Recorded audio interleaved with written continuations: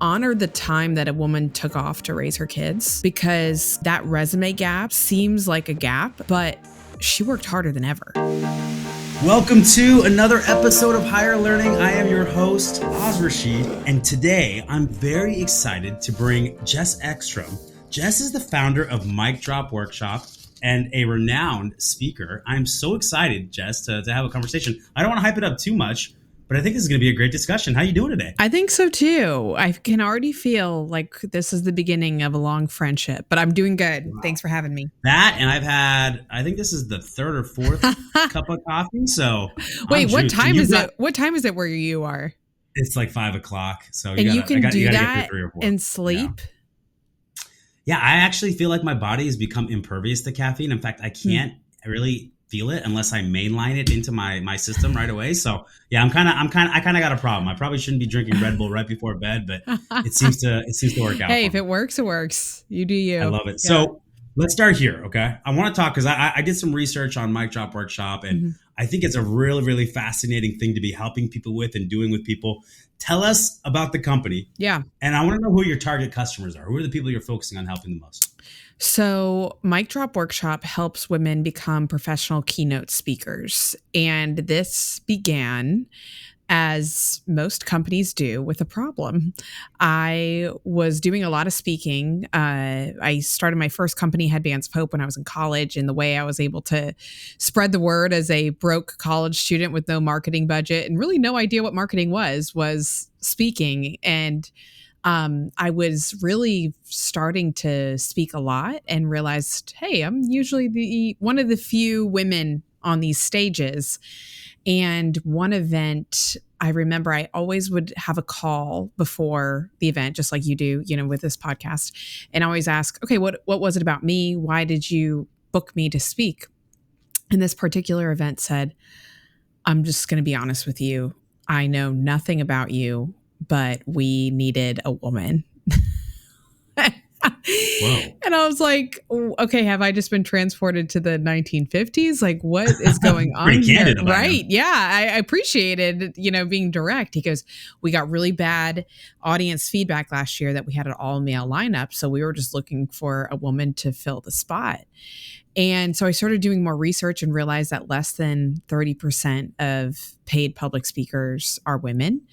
And then just continuing to be observant of my own experiences. I was speaking at another event and got home. The event planner called me 2 weeks later and was like, look, off the record, I just want to let you know that you ranked highest on our audience feedback form of the weekend of all our keynotes. Like, great. What's the problem? She said, we paid you $8,500 to come speak, and we paid our morning male keynote $50,000 to come speak. She was like, being very candid with you. You just must be like, people just must see your face and want to be honest. That's amazing. I'm like, but I appreciate it because, and a lot of times we don't, and in the spirit of hiring people, it's like, you don't talk about what do you make? What do you pay? Like, money has been so taboo, and we can't help each other if no one's being honest. And so even those were wake-up calls, I really appreciated them. So I started Mic Drop Workshop in 2018, and we have courses, community programs, and training to help women speak professionally if they want to make it their career. And we also have trainings within companies to help women speak confidently at work, delivering presentations, giving meetings, answering Q&As without getting flustered. Really anything that can help women speak confidently wherever they are. Okay, and we're going to come back to those tips, but now I'm like fascinated, and I've got a bunch of like curiosities that are going through my head. So first thing is, was this like 7-8-year-old Jess was like the first one up at the talent show or show and tell? Like, were you always somebody that was just predispositioned to get out in front of people and orate and talk and storytell? That's a great question. And the answer is no. I'm actually pretty introverted. I wasn't always dispositioned to be like the life of the party or the center of attention. But for whatever reason, I always felt like when I was up in front of people sharing something that I thought was helpful, I got such a rush from it. I gave tours at my college. I taught group fitness classes, just even though that wasn't something that I considered myself being extroverted, anytime I was in a position where I could like speak and I felt like it was making people better, I just knew that I really liked that feeling. Ooh, I really love that. What about, okay, so like let's say that you've done a speech, you've done a presentation, you've done a talk, and it's immediately afterwards. Mm-hmm. How do you know, or how do you validate how well you did? Or like, like I crushed that. Like, what are the things you're looking at? What's going through your head? Because you had to wait for the survey to get that feedback, but I'm sure Right. you knew that you crushed that. So what are you looking for? What are you looking for during the actual presentation to know you're doing what you need? I think in the beginning of my career, it was like, just like anyone, you're almost afraid of feedback. Even that's when you need it the most, because you're like, if someone said, if 99 people thought you were amazing and one person was like, she was terrible, you're just going to be thinking about that one person. But Sure. One thing I've actually started using is a service called Talkadot, and I put it in my presentation, and it asks everyone what they thought. And a lot of people ask for my slide deck at the end of it because they want to remember the slides. And so I said, scan this QR code, fill out the survey, you'll get the slide deck. And that's been a great way for me to be able to quantify, like 95% of the audience found this helpful instead of just banking on a feeling. The other part of speaking is, the confidence to quote a rate without a lot to back it up, I think is a problem in the industry. Like someone can just float out 50K, 30K, 20K, and say that they have spoken at XYZ places. But to be able to add some data behind it of like, I spoke at your industry and this was the feedback, I think will help bring some honesty into the industry. That's incredible. Here's what I've got to ask you. One of the things that you do is you help women in particular, obviously, monetize this, right? And like not just not to be confident in speaking, but actually take it and get monetary value out of it. And now listen, I know I'm not your target audience. I've been asked to speak at a lot of engagements. I've never once been offered to be paid. So am I just like not asking, or am I doing the wrong thing, or what am I doing wrong? I was about to ask, have you asked? No, I haven't. So I'm like, yeah. They ask me and I'm like, this is great for the brand, and I'm in, and what do you need? And then I'm like flying on my own dime and like doing things. And no, I haven't asked. Is that the problem? That's probably, I would say, step one. And a way that I like to position that question is, instead of saying, do you have a speaker budget? Ask, what is your speaker budget? I would love to make this work. What's your speaker budget? And because when you say like, do you have it? It can kind of infer, well, maybe you do, maybe you don't. But yeah, what's your speaker budget for this? But I also, there are ways, like you said, to be great exposure for the brand. That kind of stuff can work, but I still like to officialize it in some ways. So some ways that you can bring non-monetary value from a speaking engagement. Asking for the rights to the footage and photos, because that's great to use for marketing. Footage and like videos, photos, anything that they take, great to use for marketing. If they're pleased with it, request a testimonial in advance.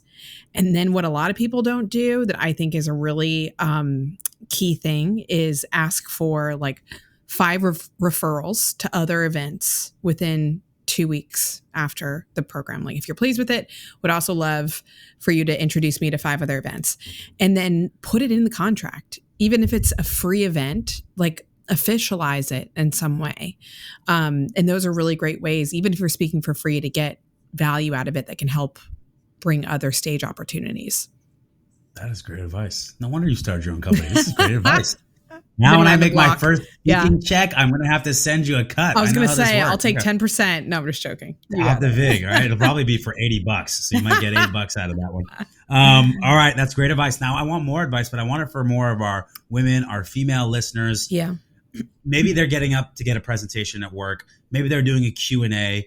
Maybe they were asked to speak at their first event. Yeah. Just tips like dealing with the nerves. How do you prepare? How do you kind of advise people in terms of like making sure that they go out there and they do their best work?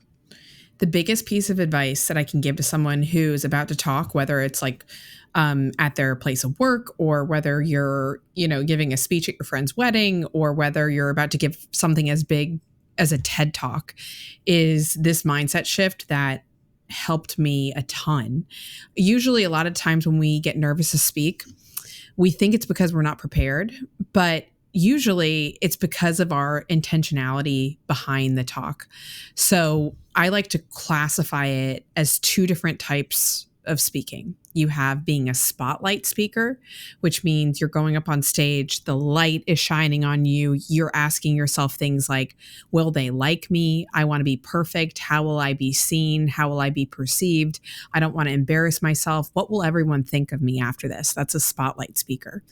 But I suggest switching that mindset to what I call a lighthouse speaker. So light's not on you. You're shining it out on the audience and saying, how can I best use my time to serve them? How can I bring them like one, step closer to where they want to go? Maybe, if you're talking at someone's wedding, instead of how will I come across, saying to yourself, I want to make sure XYZ bride or groom really gets honored in this moment, and coming up with that mindset. And so the spotlight speaker, all eyes on me. I want to be perceived as good, which is a totally uncontrollable experience. You're not going to get 100% approval rating anywhere.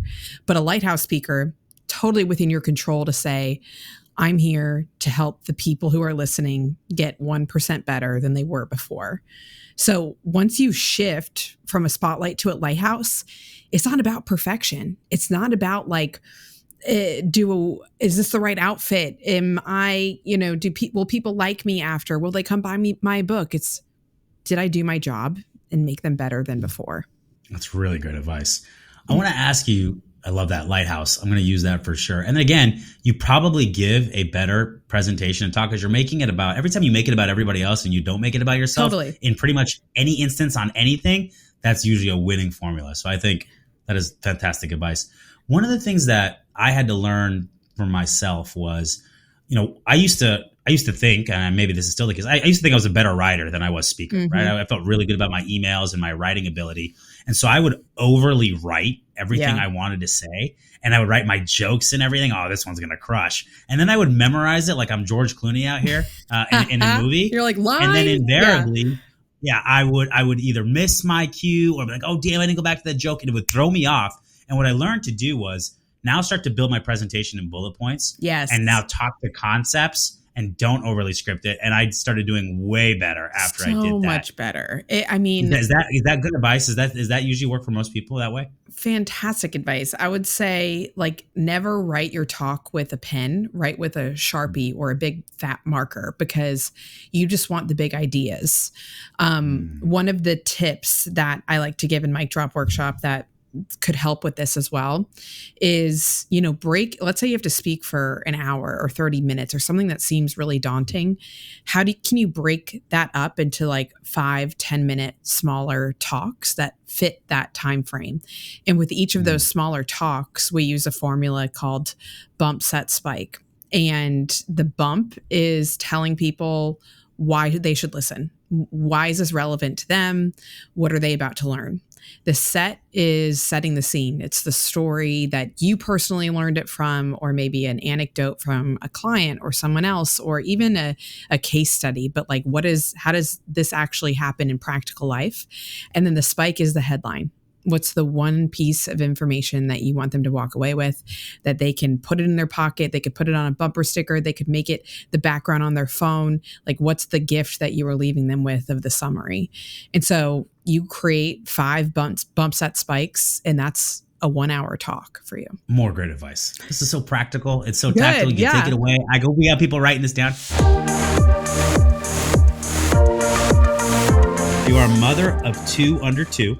Mm-hmm. God bless you. I got 4 kids, but they are not under, they're under the age of 13. So there's a little more space there. Yeah. That's not an easy undertaking. And I'm always amazed at mothers and fathers, right, who balance both of these priorities. Do you think we as a professional society, have we done enough to have empathy or give flexibility, and especially show mothers the ability that you can both manage and grow your career and take care of these two life forces at home and give your best to both of those worlds. Do you think that we do that well as a professional society? And then what advice, you've been giving so much great advice, what advice do you have to anybody who's going through that right now and balancing maybe two young kids and trying to manage their career? Because a lot of founders listen to this podcast. So like, what are the things that they can maybe implement in their companies to show more empathy, to show more flexibility around this particular? Okay, to answer your first question of like, are we doing enough? My answer would be not even close. Just not even close. We have pretty progressive maternity and paternity leave here at our company. We try to do a lot. We try to have, we have a lot of people. What's kind of cool about my company is that a lot of times the people that we hire are very early in their career. And so many times they're going through it for the first time with us. And it's an amazing thing that we want to share. In fact, my number one employee, who I hired back in 2011, just had his first baby yesterday. Aww. Right? And so he's off right now. But I'm with you on that, because I do think that it's unfair that the woman a lot of times is the one that it's just expected has to take, well, maybe you can't do everything that you want to do in your career now because, you got the kids and you got these different things. And what can we do? Is there something we should be doing better about that? What can a company do to implement a policy that maybe fights against that? A lot of times people at work think that they're helping women by not offering up opportunity because they're pregnant or because they're about to have a baby or whatever it might be. But don't make that choice, for someone. I've had, events that have said, oh, we wanted to bring you to speak, but we found out you were pregnant and figured that you probably didn't want to. But then it just goes back to, okay, well, then now I'm not getting the opportunity, or she's not getting the opportunity to get in on this project. And so what seems like good intentions is actually just steps back. Self-fulfilling prophecy. Yes, exactly. Yeah. Exactly. So like, give them that chance and let her decide for herself. But it really also just goes back at a much bigger level of affordable childcare, affordable diapers, just like even, the amount of pressure on women to breastfeed, which can be really hard to go back to work and do that at the same time. There's just a lot of help that's needed. I mean, the U.S. General Surgeon just declared, I think it was I don't know if he called it a state of emergency, but that parenting, the stress of parenting is the worst it's ever been. There's no childcare. With inflation, childcare is too expensive. There's no village anymore like we used to live with families or be able to do that. And so I just have a new empathy, not just for moms, but for dads, just having to make that choice every day. One more thing I will say too, when it comes to what we can do as hiring in companies, is honor the time that a woman took off to raise her kids, because that resume gap seems like a gap, but she worked harder than ever. And some of my best hires have been moms coming back into the game. They can manage just about any problem or hiccup and do it in a quarter of the time. And so I think even LinkedIn now is offering for you to put on your resume gap that you were raising kids, because that shouldn't be treated as taking time off, but just a season of some of the most hardworking time in your life. And so be open to hiring those women that are looking back to get in the workforce after that. All right, we got to get to hiring, because that's what this podcast is about. Now, you've been involved in hiring for your own company and hiring in other organizations, and you've obviously got a great point of view on a lot of different things. So I want to learn a little bit about how you've identified talent to come be part of a team with you or to work with you. Let's start here. What's a core hiring philosophy of yours in terms of type of people or the type of approach you want to take to bringing people into your organization? I think as an entrepreneur, I love to hire people that have a self-starter mindset and who most of the things that we do, I mean, Mic Drop Workshop is 6 years old now. I mean, so we're not a new company, but I still feel like it's new. It's either you're figuring it out or I'm figuring it out. And I would love for you to be the one to figure it out. Yeah, I can't afford to hire a bunch of people that are relying on me to figure everything out. That's not the point of hiring people, right? 100%. So people who are, here's the goal. What do you think and how we get there? And not just looking like I'm on my Monday task board. Let me cross off the things that I need to do. So looking for that entrepreneurial spirit, which can be hard. But once you have it, really making them feel like they're as much of a founder, as you are, is important. That's a really smart thing. Is there any way, like, an interview is such a short amount of time to try to identify these key traits? Is there a favorite question that you like to ask, or anything that you find to be particularly insightful when you ask this question, you get good responses? One of the things that I like to do is present real problems that we've had. And what do you think? What would you do? And just like to see, even if they don't come up with something that is usable or right, just like, what was your thought process behind that? How did you get here from this issue? What questions did you ask me from presenting like this idea? So I would say that some of those real life scenarios that we've encountered, or sharing, these are issues that we're having in the company. These are my fears. Like, what do you think about it? Has been really great to just see how people think on their feet. Yeah, those situational questions you're always going to get. Like you said, it's really about, not the answer you give, but how did you get to the answer? Show how you're thinking, show how you approach things. I think that gives you a great sense of what you can expect when they handle similar type situations at your company. So I think that's good. And I think I also, one of the things that I started asking, because I realized I was doing this wrong, was, where do you want to go? And to be honest, is this a launching pad for you to start do you want to start your own thing one day? Is this, I think, the idea that someone has to be with you forever is pretty dated now. Like, it's great when that happens, but I'm also not expecting everyone to just ride this ship till the end. If something else comes along and they want to start their own thing, amazing.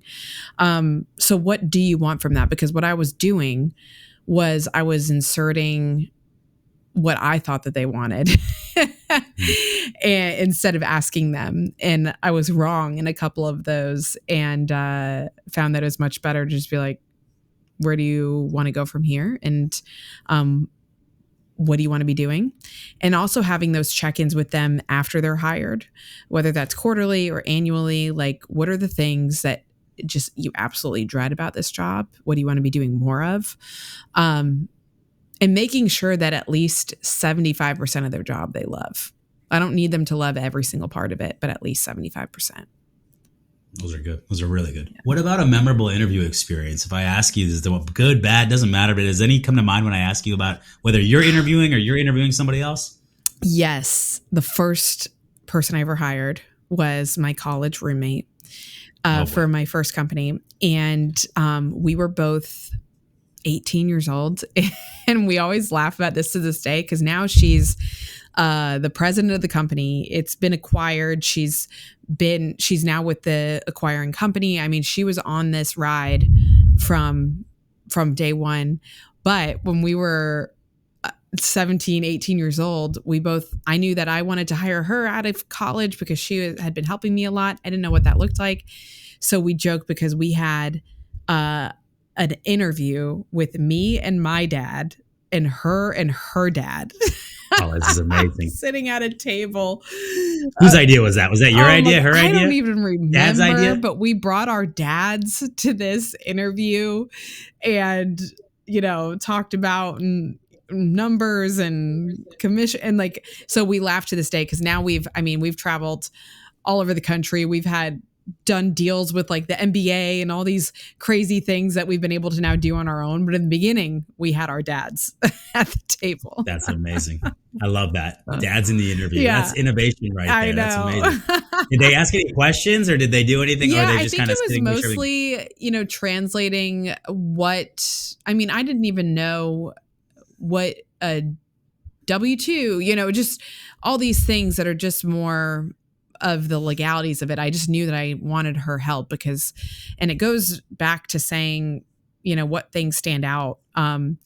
she was my first hire, and my first company, Headbands of Hope. We give headbands to kids with cancer. We had a hospital donation lined up, and she was going to volunteer and help me bring headbands to this hospital. I woke up that morning sick, and we could have easily just canceled the donation and rescheduled it, but she's like, I got it, and went and delivered the headbands, and got some amazing, stories and stuff that we could use and contacts. And it was that moment where I was like, oh, I didn't even need to hand you a guideline. You just did it. And so just knowing that I wanted her, and I saw that, and what she was studying like something physical therapy, and it had nothing to do with now running a company. And so I think that's another thing of being able to see people beyond what they present themselves as is a trait that I've tried to have. Is like, I know you've studied this, I know you've done this, but what else can you do based on your character and your values and what you love, Well, that's what the great leaders do, is they see things in people that others don't, right? Yeah. It's easy to draft LeBron James number one, but Right. can you find like the players that are the diamond in the rough, or that you have to take them into the right environment and shape them, whether it be an athlete, whether it be a professional? That's a really great skill. And you said you love self-starter, so her going there and handling it on her own was just another indication of somebody that was ready for that. I think that's excellent. Was that the best hire you ever made? I think so. I would, and my husband will be mad because I've also hired my husband, but but he's number two. Yeah, he's number two. But Lauren, I mean, she's my longest person I've ever had, and someone who, again, just treated that company as if it was her own. And it's really rare to find that. But I think I'd be remiss if I didn't also, I think sometimes where things can get messy is when you want to hire people, or when people want to work for you because they have the heart for it, but not the head. And it has to be a combination of both. I used to have a lot of attention to people who were just very passionate about what I was doing. But at the end of the day, all of this is still a business. And I think me 10 years ago would be like, that's so, ruthless or heartless. And I'm like, no, at the end of the day, this just has to make sense for people. I really love that analogy, because I think early on in my career, especially as I had my own company and it was a startup, and somebody was like, I'll run through a wall, I'll do whatever it takes. Right. I want to be here so much. I was like, oh, that's awesome. Some of the worst hires I ever made. Exactly. Same wanting thing. to be here is not enough of a quality to be amazing and exceptional in this. And so, to your point, the heart and the head, you find the combination there, then you're going to be in a really good spot. Yeah, it takes a little bit of time, because I look at myself as somebody that has a deep amount of empathy and wants the best for people. And quite frankly, if they want to work here and they want to invest their time in me in this company, that means a lot to me. But sometimes you have to, be a little bit more calculated about it and really evaluate the criteria that's important for the success and the role in the company, more so than just wanting it, because that's not enough, unfortunately. When do you, when is it for you like a chance to give feedback versus when it's not a good fit? So one of the things I famously say to my managers is, I never want to be a company that hires to fire. And in particular in my industry, you'll find that they'll hire 4 salespeople and fire 2. It's just like a churn and burn machine. It's the same way that they make 100 calls, and they're just, it's a transaction. It's commoditized. It's throwing stuff up on the wall. You hit enough numbers, you make enough money. Never will be me. For me, I tell my managers all the time, when you hire somebody and you vouch for them, and we go through a pretty diligent process, because you got to believe that we're going to advise people on how to hire, we better be damn good at doing it ourselves. So we take it very, very seriously.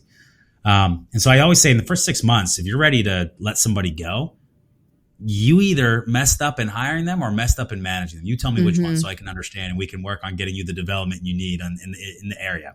However, even sometimes when you put as much work as you can, you miss.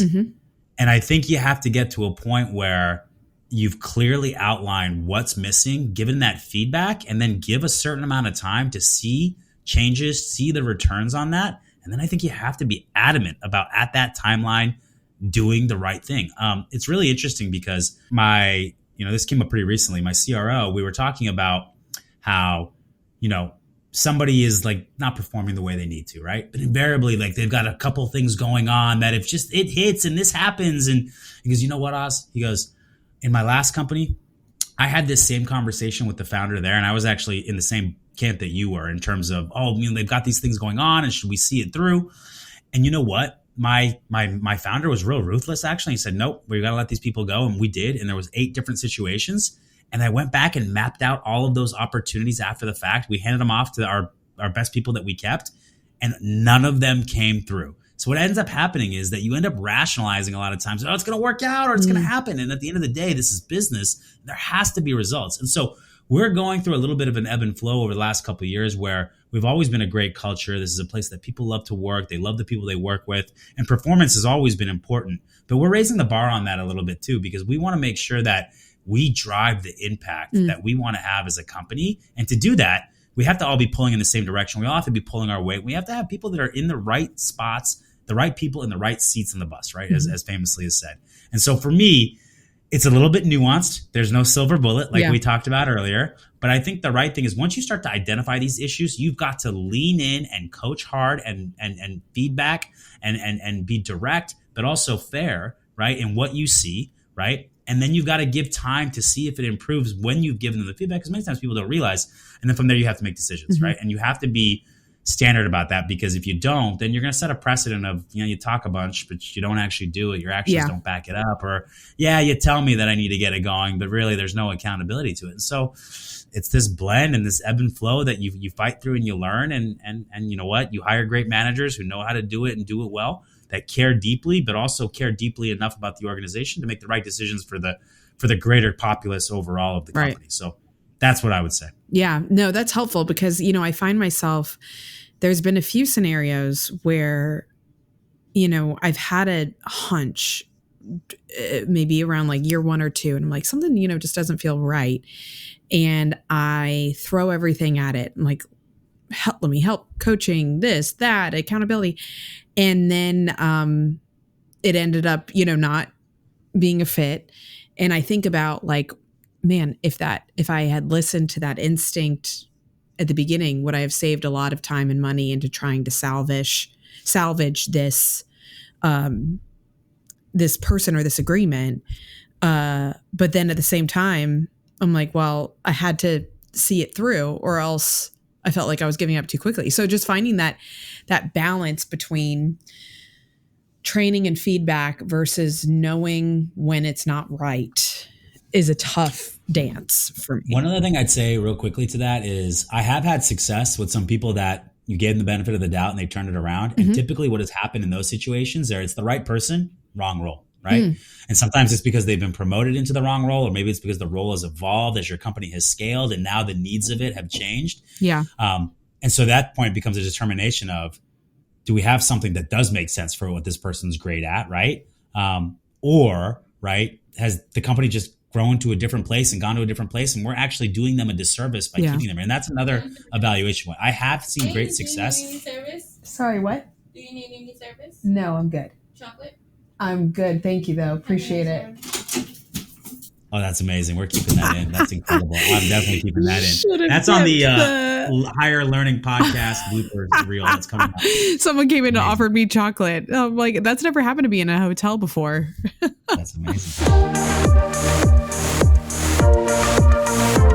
All right, Jess, a couple things, and then we'll get to the lightning round, okay. All right? You got any good books or good content you'd recommend for our listeners? Ooh, there's a lot. Let's see, a book that I really love right now.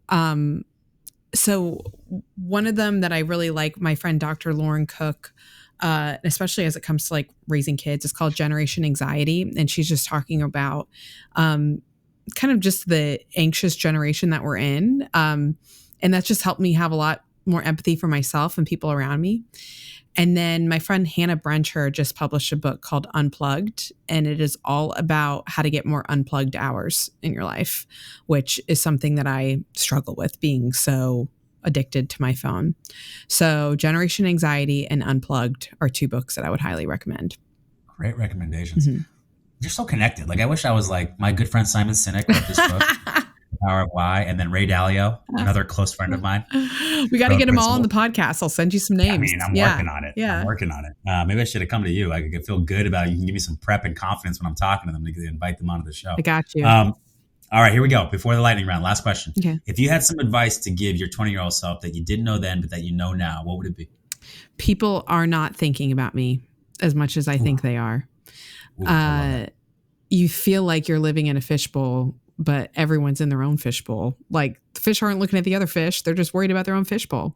And so I feel like that would release a lot of just that spotlight mindset that we talked about earlier on and allow me to just relax more and take more risks. And even though I did end up doing that, I feel like maybe I would have had more fun if I realized, what if this was all just an experiment and no one's really watching? That's what I would tell myself. My 13-year-old daughter calls it main character energy. Yes. So true. We all think that things are so much more acute and we see them more, but reality is everybody else is really just living their life. Yeah, And it's such a wonderful discovery. And they're an extra in your movie is really when it comes down to it. It's so true. Your daughter needs to write a book on that. Yeah. Oh, or if she wants to be a speaker, let me know. Yeah. I know. She's I want to make sure she monetizes. Yeah. Right? Dad's I got her. Really caring about that now. So I'll have to be. All right, we're going to go lightning round and we're going to talk about past speeches or presentations or conferences you spoke at. Okay. What's the longest one you've ever given?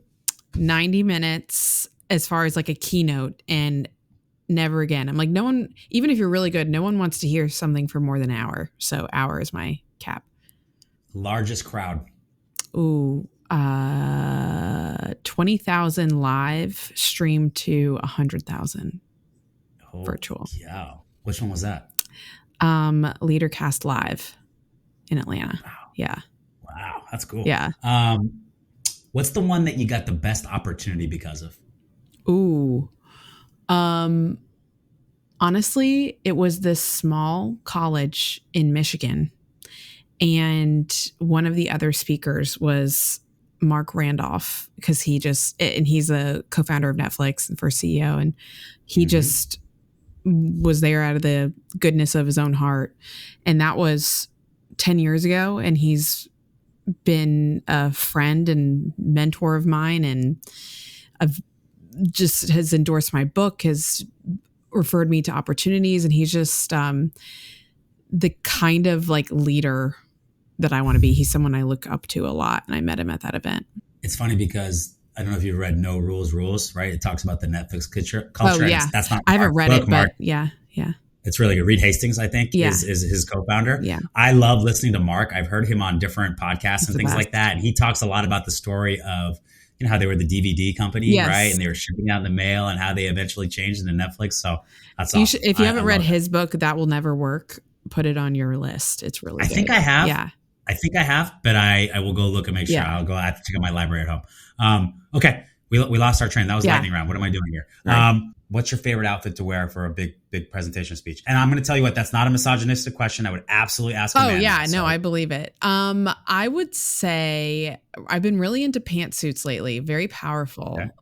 What color? Are we going with Pantone? What are we going with? Pantone color? Yeah, I know. We were just talking about this. I am like into jewel tones, blues, greens, emeralds, something like that. Yeah. Popping on stage. Yeah. All right, last question. What is the best thing a host can do for you to ensure that you have a great presentation at their conference or whatever it is? Oh, great question. Honestly, a confidence monitor is so helpful as a speaker. And that's when there's a screen at the bottom of the stage that only the speaker can see. And it's timing that you have, what slide is currently behind you, what slide is next. And it just is it's a thing that gives you, like, the moment you have to worry about tech and AV, you'll lose your train of thought. So having a confidence monitor is so helpful at events. Well, Jess, I really hyped up the pod at the beginning, but I'm going to tell you what, I think we exceeded. Did we live up to it? I hope so. I don't know. Well, we'll have to ask the listeners, but I'm feeling pretty good about it. I'm feeling good too. Would love to hear what anyone thinks.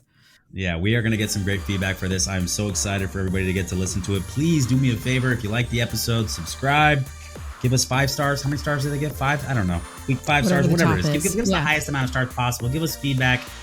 And Jess, thank you so much for coming on. I'm so appreciative. Namaste. Thanks You for have a having great me. rest of your day. Good luck at your talk tomorrow. Thank you, Oz. Thanks for having me. All right, talk to you later.